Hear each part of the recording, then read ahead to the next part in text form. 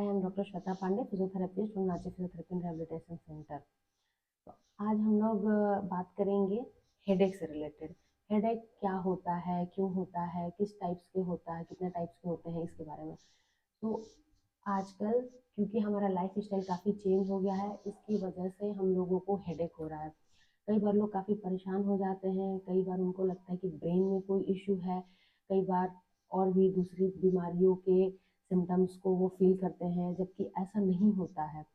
अगर आपने कोई एमआरआई करा रखा है, सीटी करा रखा है, न्यूरो से मिल चुके हैं आप, और आपको किसी भी तरीके का कोई भी डायग्नोसिस नहीं हो पा रहा है, तो हो सकता है कि आपको सर्वाइकोजेनिक हेडेक हो रहा हो। सर्वाइकोजेनिक हेडेक क्या होता है?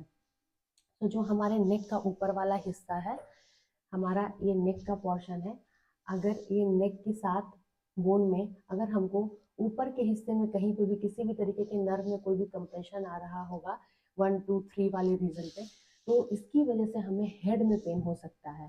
कई बार हेड में पेन आता है, कई बार हमारे कान वाले हिस्से में पेन आता है, ये जबड़ा हमारा सूजा हुआ फील होता है, इसमें अंदर पेन आता है। जब भी आप बोल रहे होते हो, हंस रहे होते हो या च्यू कर रहे होते हो, उस वक्त भी हमें पेन होता है और हमें समझ नहीं आता है कि ये पेन क्यों हो रहा है।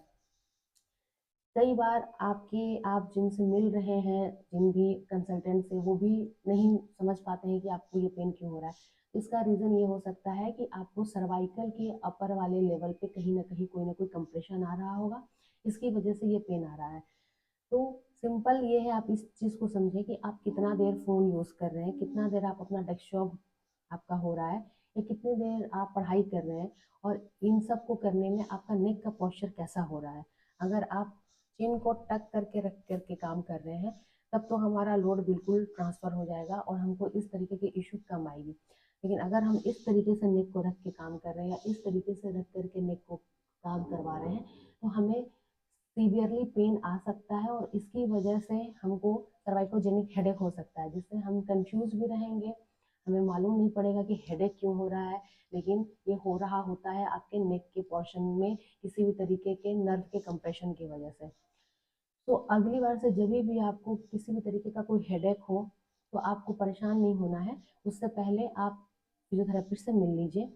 हो सकता है कि आपको सर्वाइकोजेनिक हेडेक हो, उसमें आपको अगर हम लोग ट्रीटमेंट देंगे और उसमें रिलीफ हो जाएगा, तो आप समझ सकते हैं कि आपका जो पोस्चर था, आपका जो लाइफ स्टाइल था, उसकी वजह से पेन आ रहा है। अगर आप फिजियोथेरेपिस्ट से नहीं मिले हैं, आप इससे पहले किसी न्यूरो से मिल चुके हैं या किसी और कंसल्टेंट से मिल चुके हैं, उन्होंने आपकी ब्रेन या ब्रेन की एमआरआई या सीटी करा रखी है और उसमें किसी तरीके का कोई भी डायग्नोसिस नहीं